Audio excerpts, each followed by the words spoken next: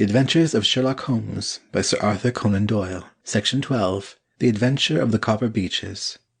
To the man who loves art for its own sake, remarked Sherlock Holmes, tossing aside the advertisement sheet of the Daily Telegraph, it is frequently in its least important and lowliest manifestations that the keenest pleasure is to be derived.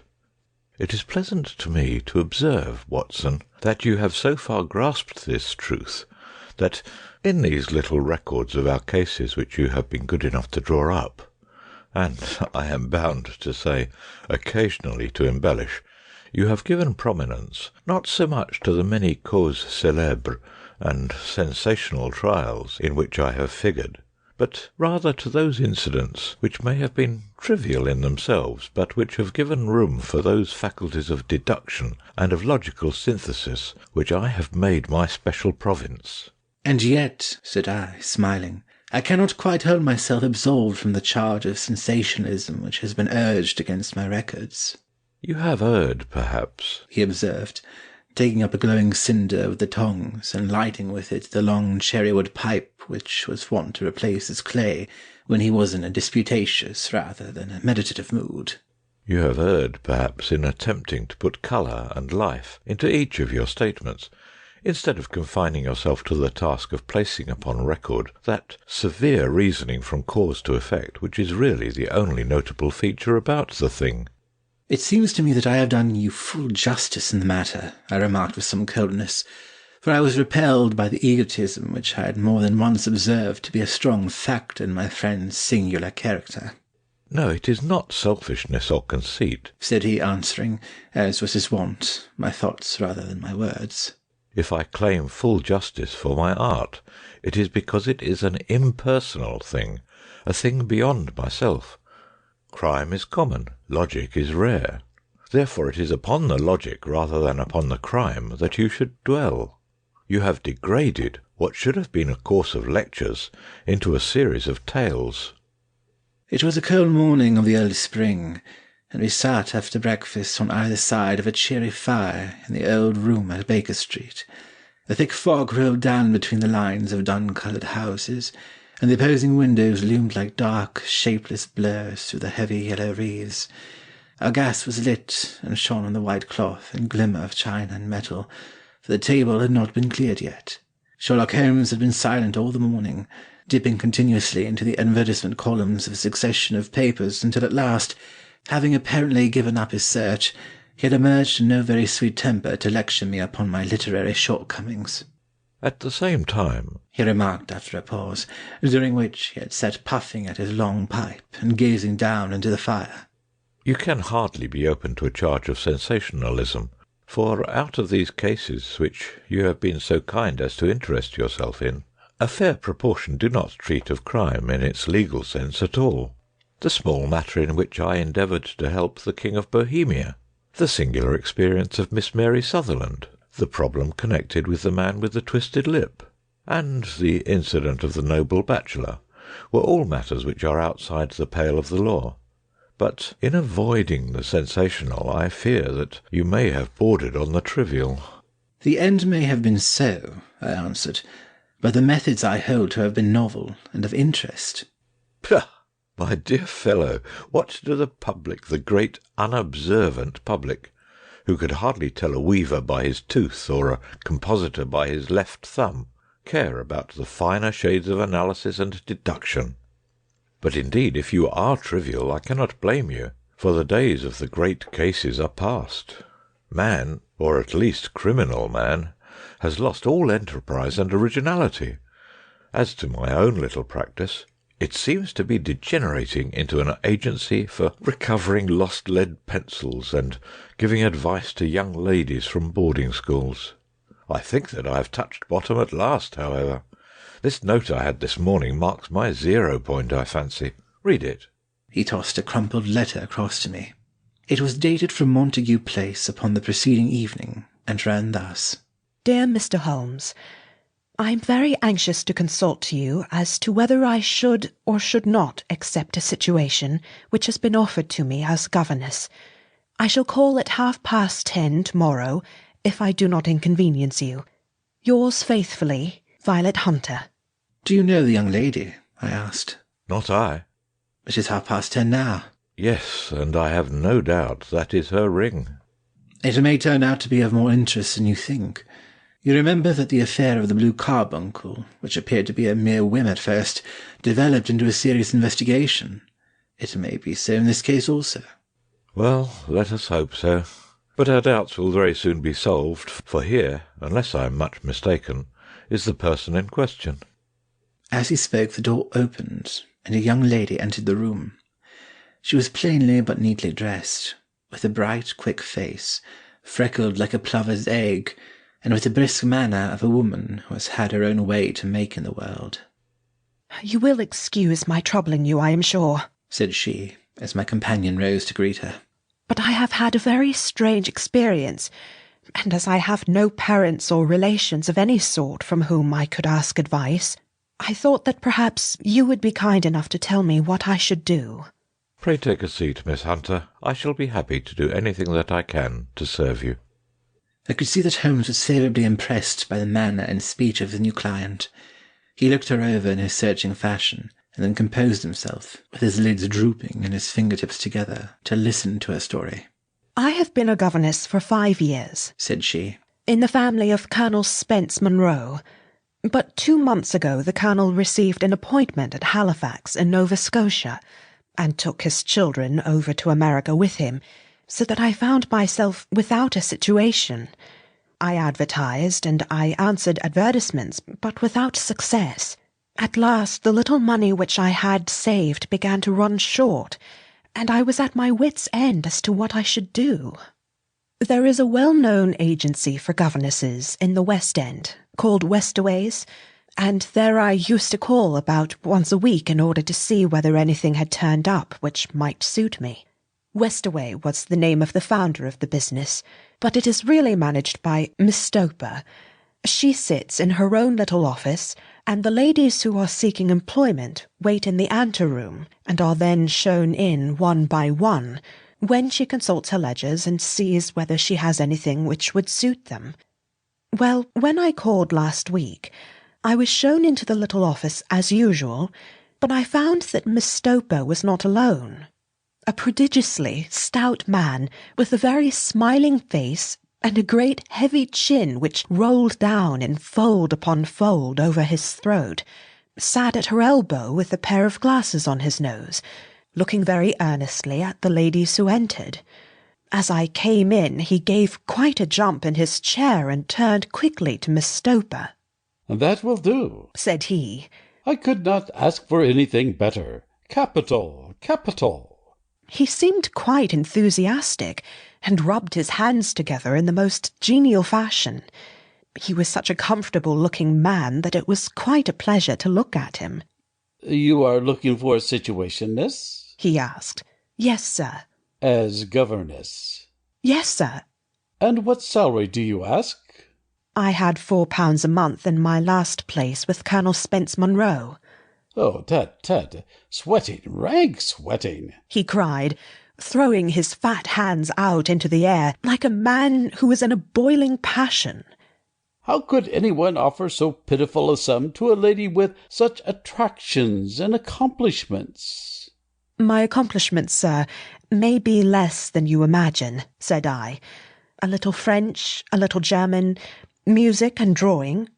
"Tut, he cried. "This is all quite beside the question.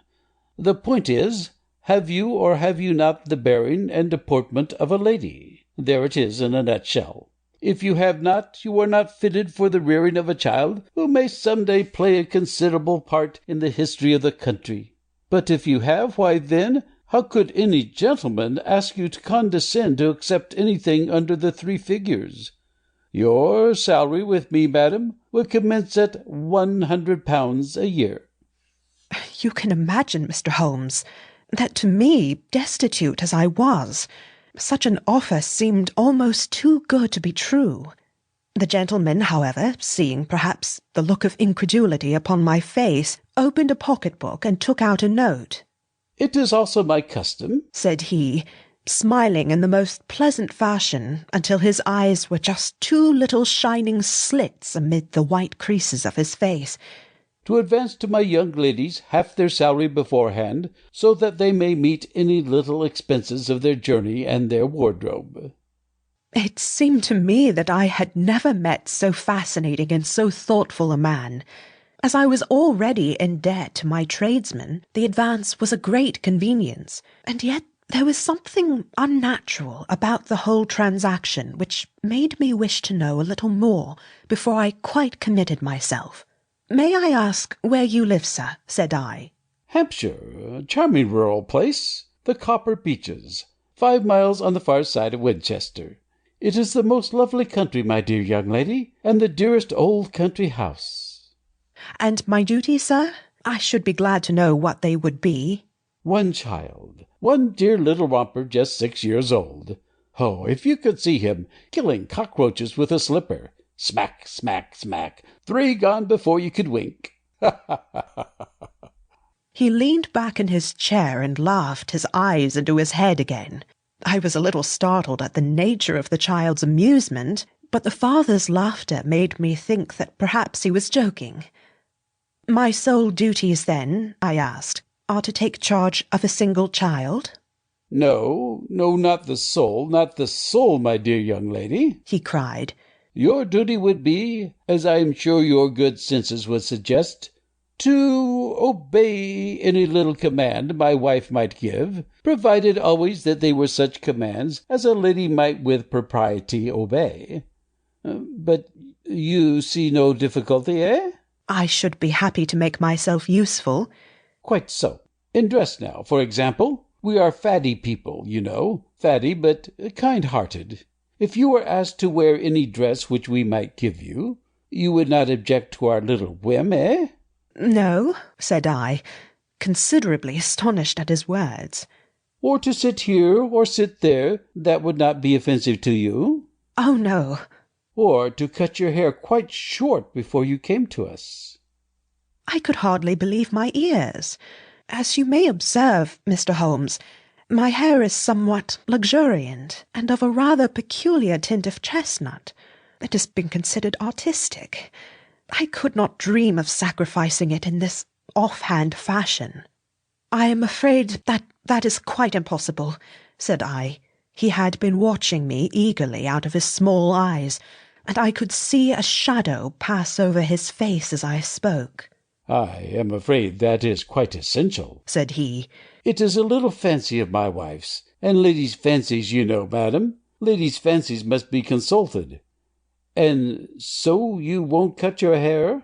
"No, sir, I really could not," I answered firmly. "Ah, very well, then. That quite settles the matter.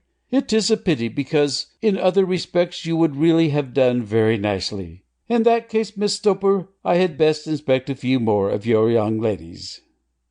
The manageress had sat all this while busy with her papers without a word to either of us, but she glanced at me now with so much annoyance upon her face that I could not help suspecting that she had lost a handsome commission through my refusal.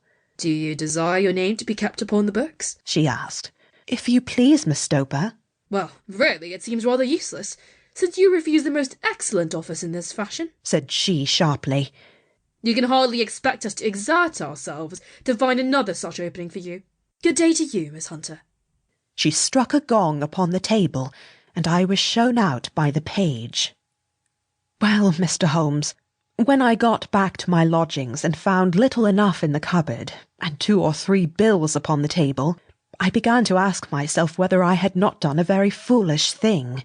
After all, if these people had strange fads and expected obedience on the most extraordinary matters, they were at least ready to pay for their eccentricity.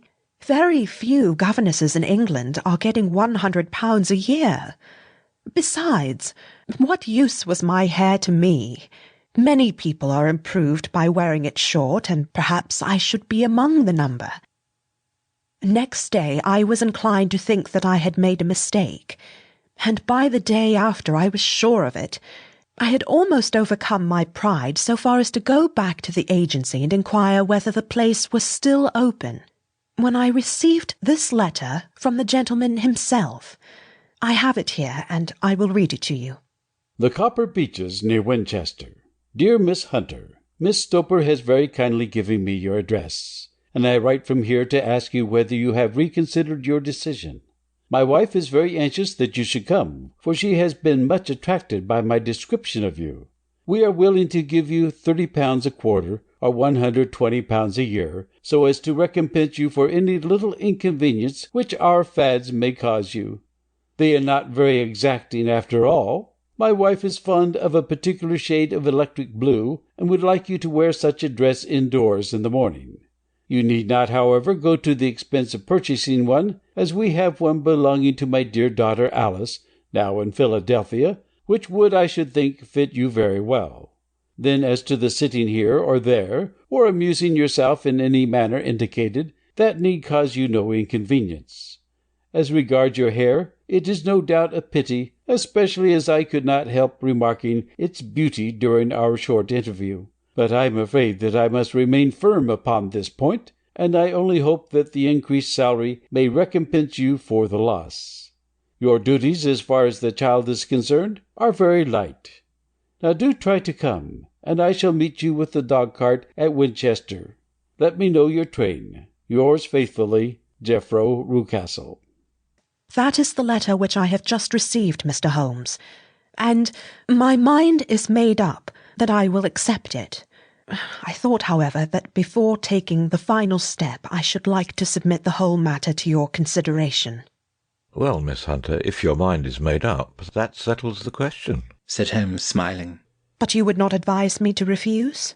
I confess that it is not the situation which I should like to see a sister of mine apply for. What is the meaning of it all, Mr. Holmes? I have no data. I cannot tell. Perhaps you have yourself formed some opinion? Well, there seems to me to be only one possible solution. Mr. Rucastle seems to be a very kind, good-natured man. Is it not possible that his wife is a lunatic? That he desires to keep the matter quiet for fear she should be taken to an asylum, and that he humours her fancies in every way in order to prevent an outbreak? That is a possible solution. In fact, as matters stand, it is the most probable one. But in any case, it does not seem to be a nice household for a young lady. But the money, Mr. Holmes, the money. Well, yes, of course the pay is good. Too good. That is what makes me uneasy. Why should they give you £120 a year when they could have their pick for £40? There must be some strong reason behind. I thought that if I told you the circumstances, you would understand afterwards if I wanted your help. I should feel so much stronger if I felt that you were at the back of me. Oh, you may carry that feeling away with you. I assure you that your little problem promises to be the most interesting which has come my way for some months. There is something distinctly novel about some of the features. If you should find yourself in doubt or in danger— Danger? What danger do you foresee?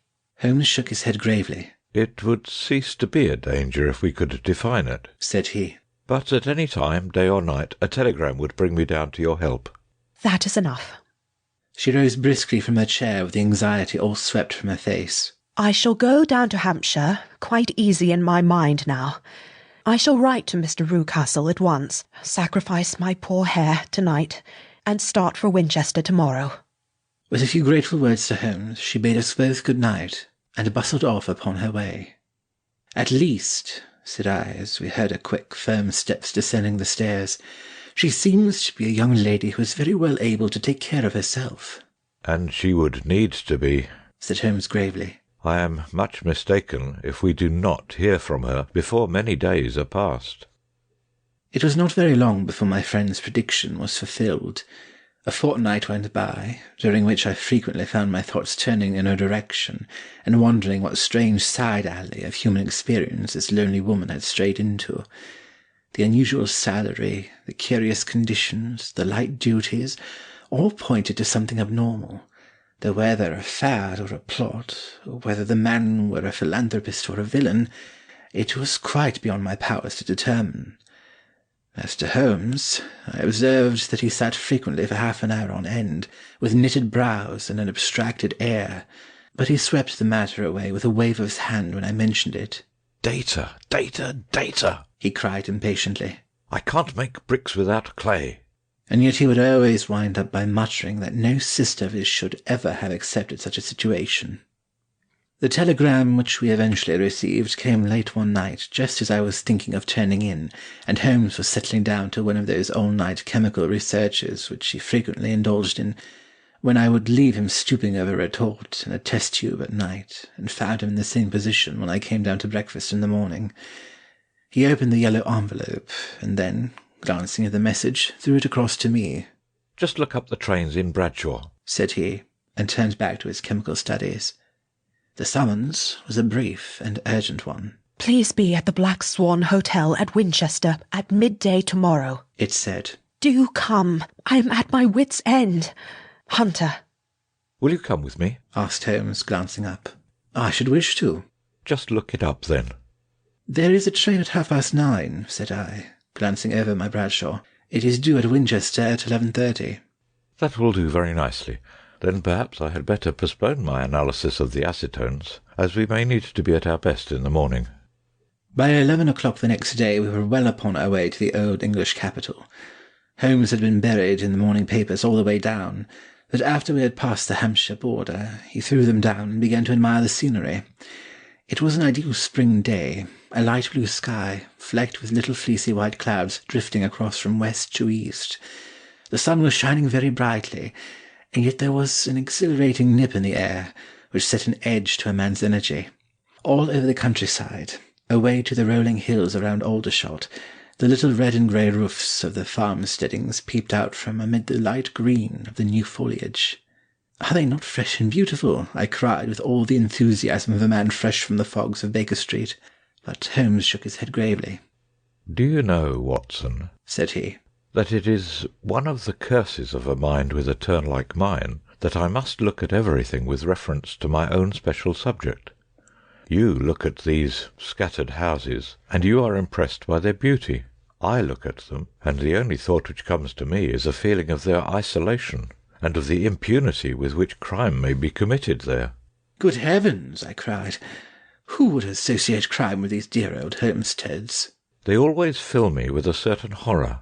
It is my belief, Watson, founded upon my experience, that the lowest and vilest alleys in London do not present a more dreadful record of sin than does the smiling and beautiful countryside." "You horrify me." "But the reason is very obvious. The pressure of public opinion can do in the town what the law cannot accomplish. There is no lane so vile that the scream of a tortured child or the thud of a drunkard's blow does not beget sympathy and indignation among the neighbours. And then the whole machinery of justice is ever so close that a word of complaint can set it going, and there is but a step between the crime and the dock. But look at these lonely houses, each in its own fields, filled for the most part with poor ignorant folk who know little of the law. Think of the deeds of hellish cruelty, the hidden wickedness which may go on year in, year out in such places, and none the wiser. Had this lady who appeals to us for help gone to live in Winchester, I should never have had a fear for her. It is the 5 miles of country which makes the danger. Still, it is clear that she is not personally threatened." "No, if she can come to Winchester to meet us, she can get away." "Quite so. She has her freedom." "What can be the matter, then? Can you suggest no explanation?" "I have devised 7 separate explanations, each of which would cover the facts as far as we know them. But which of these is correct can only be determined by the fresh information which we shall no doubt find waiting for us. Well, there is the tower of the cathedral, and we shall soon learn all that Miss Hunter has to tell." The Black Swan is an inn of repute in the High Street, and no distance from the station, and there we found the young lady waiting for us. She had engaged a sitting room, and our lunch awaited us upon the table. "I am so delighted that you have come," she said earnestly. "It is so very kind of you both, but indeed I do not know what I should do. Your advice will be altogether invaluable to me." "Pray tell us what has happened to you." "I will do so, and I must be quick, for I have promised Mr. Rucastle to be back before 3. I got his leave to come into town this morning, though he little knew for what purpose." "Let us have everything in its due order." Holmes thrust his long, thin legs out towards the fire, and composed himself to listen. In the first place, I may say that I have met, on the whole, with no actual ill treatment from Mr. and Mrs. Rucastle. It is only fair to them to say that. But I cannot understand them, and I am not easy in my mind about them. What can you not understand? The reasons for their conduct. But you shall have it all just as it occurred. When I came down, Mr. Rucastle met me here and drove me in his dog-cart to the Copper Beeches. It is, as he said, beautifully situated, but it is not beautiful in itself, for it is a large, square block of a house, whitewashed, but all stained and streaked with damp and bad weather. There are grounds round it, woods on 3 sides, and on the 4th, a field which slopes down to the Southampton high road, which curves past about 100 yards from the front door.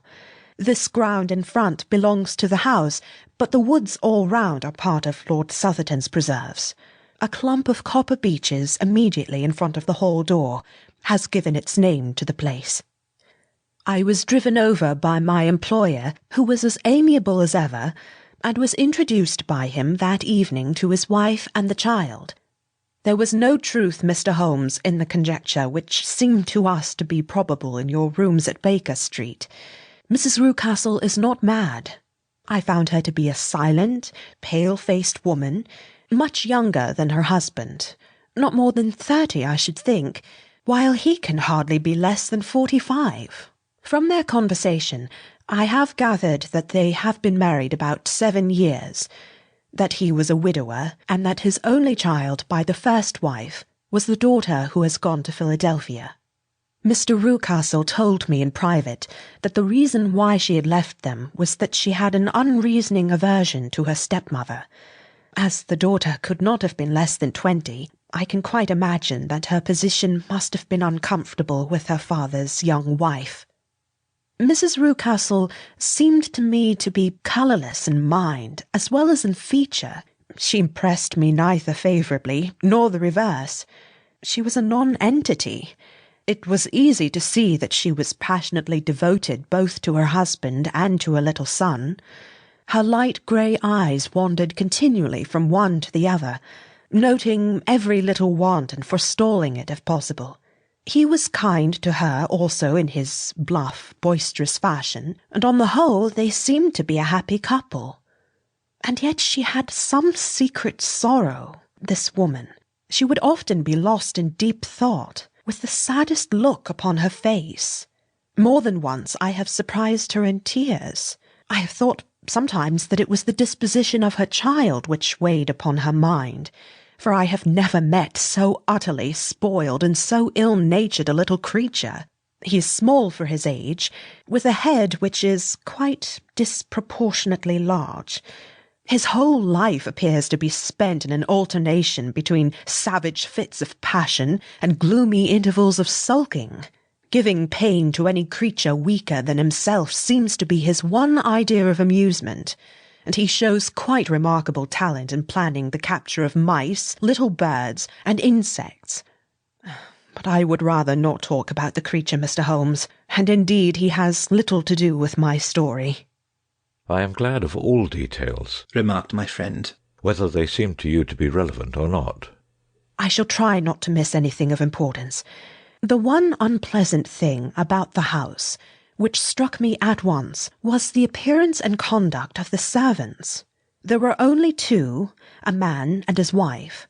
Toller, for that is his name, is a rough, uncouth man, with grizzled hair and whiskers, and a perpetual smell of drink. Twice since I have been with them, he has been quite drunk, and yet Mr. Rucastle seemed to take no notice of it.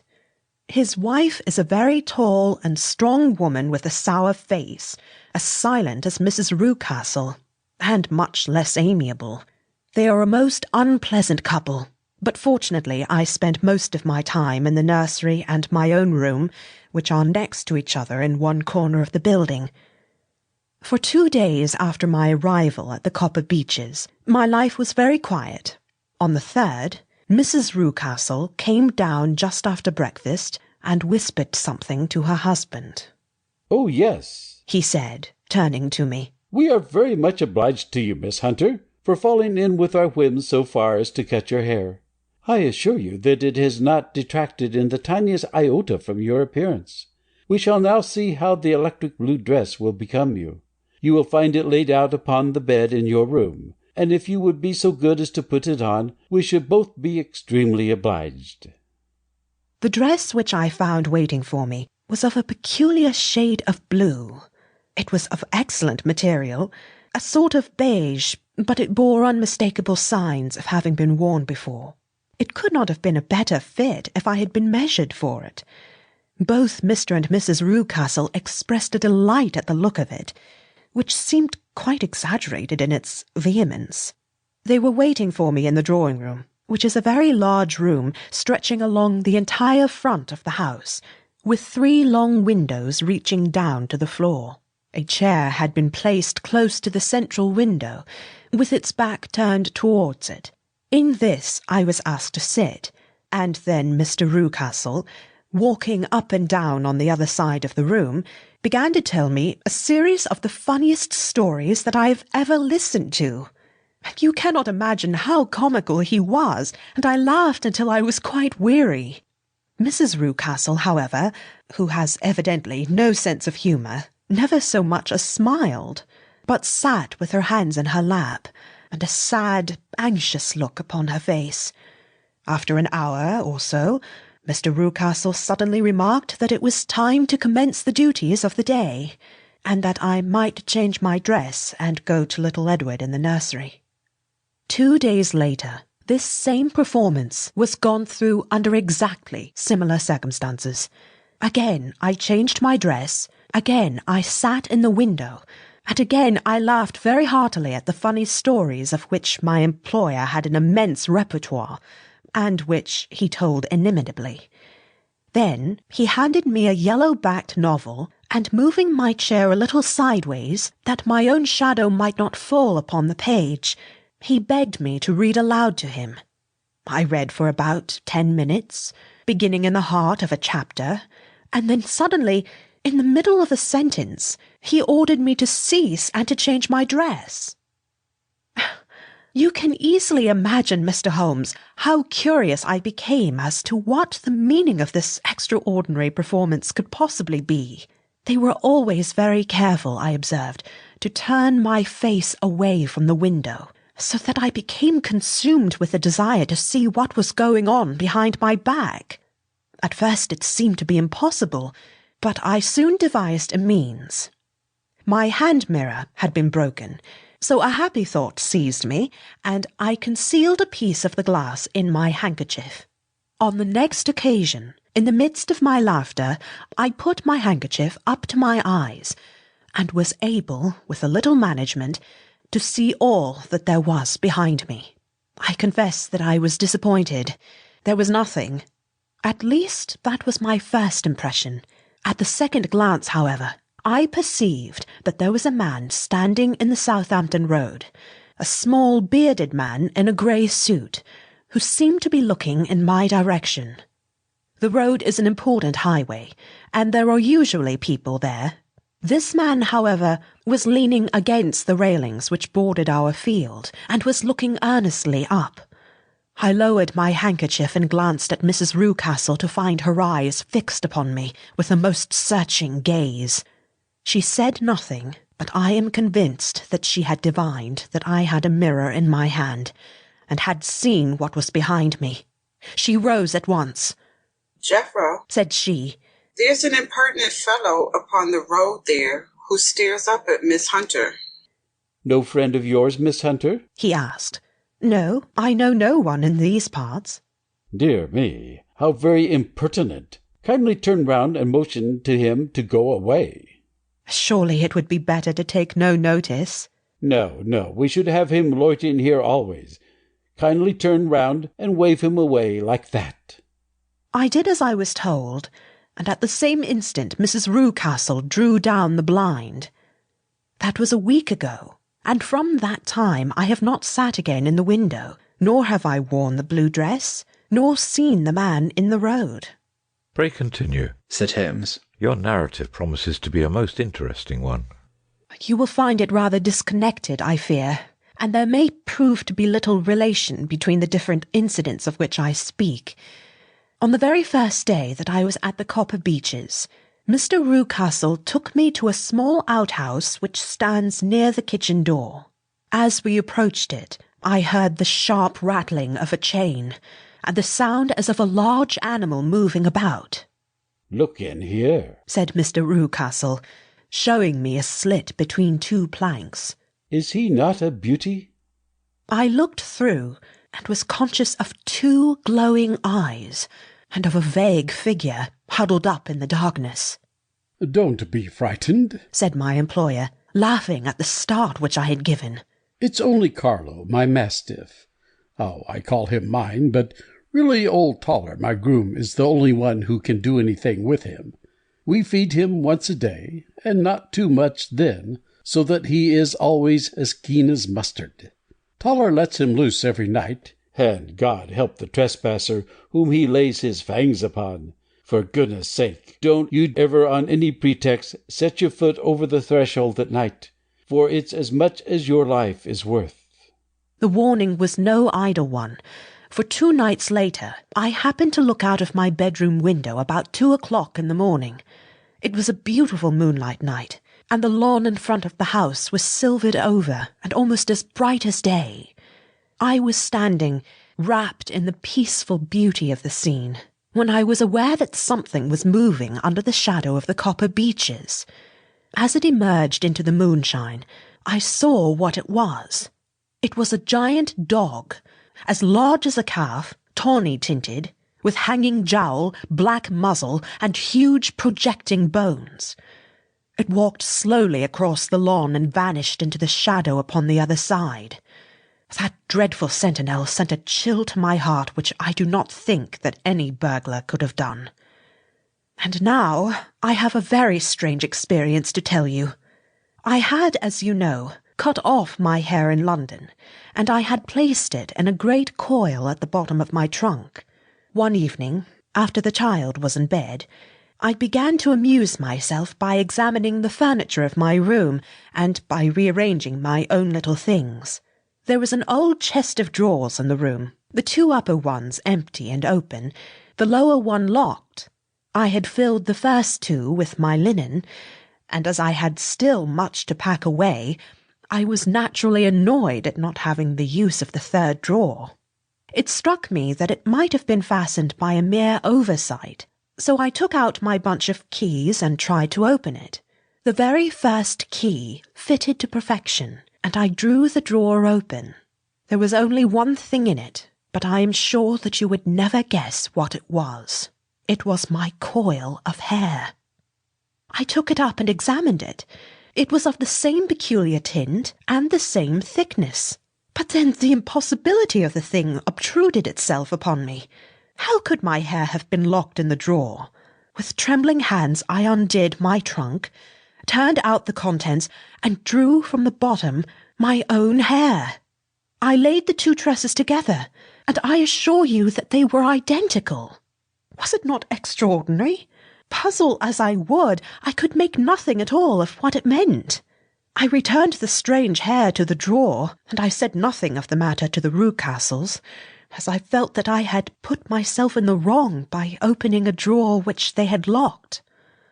I am naturally observant, as you may have remarked, Mr. Holmes, and I soon had a pretty good plan of the whole house in my head. There was one wing, however, which appeared not to be inhabited at all. A door which faced that which led into the quarters of the Tollers opened into this suite, but it was invariably locked.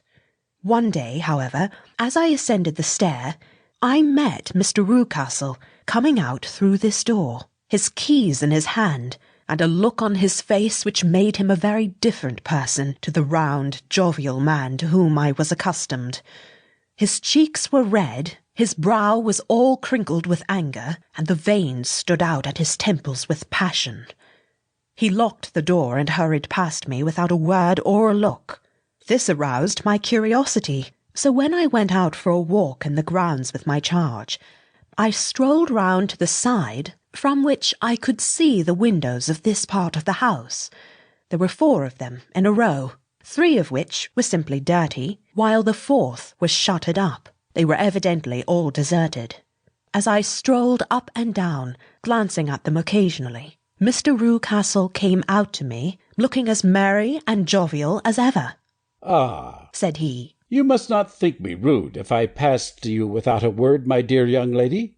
I was preoccupied with business matters." I assured him that I was not offended. "By the way," said I, "you seem to have quite a suite of spare rooms up there, and one of them has the shutters up." He looked surprised, and, as it seemed to me, a little startled at my remark. "Photography is one of my hobbies," said he. "I have made my dark room up there. But, dear me, what an observant young lady we have come upon! Who would have believed it? Who would have ever believed it?" He spoke in a jesting tone, but there was no jest in his eyes as he looked at me. I read suspicion there, and annoyance, but no jest. Well, Mr. Holmes, from the moment that I understood that there was something about that suite of rooms which I was not to know, I was all on fire to go over them. It was not mere curiosity, though I have my share of that. It was more a feeling of duty, a feeling that some good might come from my penetrating to this place. They talk of woman's instinct. Perhaps it was woman's instinct which gave me that feeling. At any rate, it was there, and I was keenly on the lookout for any chance to pass the forbidden door. It was only yesterday that the chance came. I may tell you that, besides Mr. Rucastle, both Toller and his wife find something to do in these deserted rooms, and I once saw him carrying a large black linen bag with him through the door. Recently he has been drinking hard, and yesterday evening he was very drunk, and when I came upstairs, there was the key in the door. I have no doubt at all that he had left it there. Mr. and Mrs. Rucastle were both downstairs, and the child was with them, so that I had an admirable opportunity. I turned the key gently in the lock, opened the door, and slipped through. There was a little passage in front of me, unpapered and uncarpeted, which turned at a right angle at the farther end. Round this corner were 3 doors in a line, the first and third of which were open. They each led into an empty room, dusty and cheerless, with 2 windows in the one and 1 in the other, so thick with dirt that the evening light glimmered dimly through them. The centre door was closed, and across the outside of it had been fastened one of the broad bars of an iron bed, padlocked at one end to a ring in the wall, and fastened at the other with stout cord. The door itself was locked as well, and the key was not there. This barricaded door corresponded clearly with the shuttered window outside, and yet I could see by the glimmer from beneath it that the room was not in darkness. Evidently there was a skylight which let in light from above. As I stood in the passage, gazing at the sinister door and wondering what secret it might veil, I suddenly heard the sound of steps within the room, and saw a shadow pass backward and forward against the little slit of dim light which shone out from under the door. A mad, unreasoning terror rose up in me at the sight, Mr. Holmes. My overstrung nerves failed me suddenly, and I turned and ran. Ran as though some dreadful hand were behind me, clutching at the skirt of my dress. I rushed down the passage, through the door, and straight into the arms of Mr. Rucastle, who was waiting outside. "So," said he, smiling, "it was you, then. I thought that it must be when I saw the door open." "Oh, I am so frightened," I panted. "My dear young lady, my dear young lady." You cannot think how caressing and soothing his manner was. "And what has frightened you, my dear young lady?" But his voice was just a little too coaxing. He overdid it. I was keenly on my guard against him. "I was foolish enough to go into the empty wing," I answered. "But it is so lonely and eerie in this dim light that I was frightened and ran out again. Oh, it is so dreadfully still in there." "Only that?" said he, looking at me keenly. "Why, what did you think?" I asked. Why do you think that I lock this door? I am sure that I do not know. It is to keep people out who have no business there. Do you see? He was still smiling in the most amiable manner.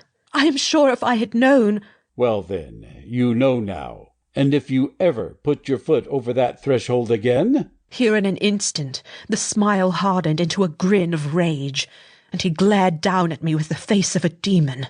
I'll throw you to the mastiff. I was so terrified that I do not know what I did. I suppose that I must have rushed past him into my room. I remember nothing until I found myself lying on my bed, trembling all over. Then I thought of you, Mr. Holmes. I could not live there longer without some advice. I was frightened of the house, of the man, of the woman, of the servants, even of the child. They were all horrible to me. If I could only bring you down, all would be well. Of course, I might have fled from the house, but my curiosity was almost as strong as my fears. My mind was soon made up. I would send you a wire. I put on my hat and cloak, went down to the office, which is about 1/2 a mile from the house, and then returned, feeling very much easier. A horrible doubt came into my mind as I approached the door, lest the dog might be loose. But I remembered that Toller had drunk himself into a state of insensibility that evening, and I knew that he was the only one in the household who had any influence with the savage creature, or who would venture to set him free. I slipped in safety, and lay awake half the night in my joy at the thought of seeing you. I had no difficulty in getting leave to come into Winchester this morning, but I must be back before 3 o'clock, for Mr. and Mrs. Rucastle are going on a visit, and will be away all the evening, so that I must look after the child. Now I have told you all my adventures, Mr. Holmes, and I should be very glad if you could tell me what it all means, and above all, what I should do. Holmes and I had listened spellbound to this extraordinary story. My friend rose now and paced up and down the room, his hands in his pockets, and an expression of the most profound gravity upon his face. Is Toller still drunk? He asked. Yes, I heard his wife tell Mrs. Rucastle that she could do nothing with him. That is well. And the Rucastles go out tonight? Yes. Is there a cellar with a good strong lock? Yes, the wine cellar. You seem to me to have acted all through this matter like a very brave and sensible girl, Miss Hunter. Do you think that you could perform one more feat? I should not ask it of you if I did not think you a quite exceptional woman. I will try. What is it? We shall be at the Copper Beeches by 7 o'clock, my friend and I. The Rucastles will be gone by that time, and Toller will, we hope, be incapable. There only remains Mrs. Toller, who might give the alarm.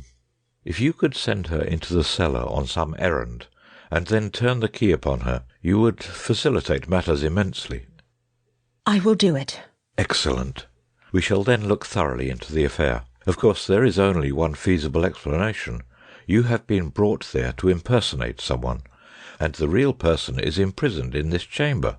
That is obvious. As to who this prisoner is, I have no doubt that it is the daughter, Miss Alice Rucastle, if I remember right, who was said to have gone to America. You were chosen, doubtless, as resembling her in height, figure, and the colour of your hair. Hers had been cut off, very possibly in some illness through which she has passed, and so, of course, yours had to be sacrificed also. By a curious chance, you came upon her tresses.